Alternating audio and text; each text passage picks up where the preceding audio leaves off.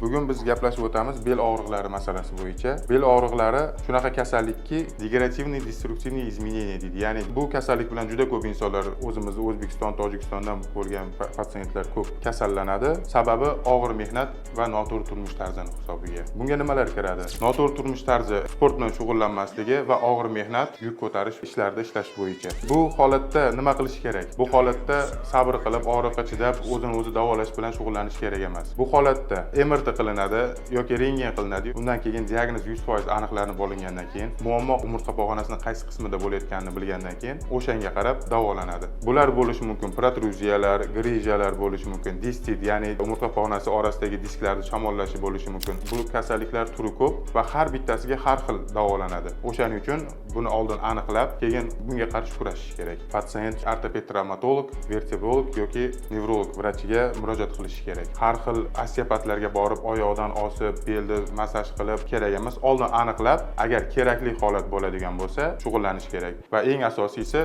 basseyn bilan shug'ullanish kerak. Umurtqa pog'onasi uchun eng yaxshi yordam beradigan sport turi bu basseyn hisoblanadi.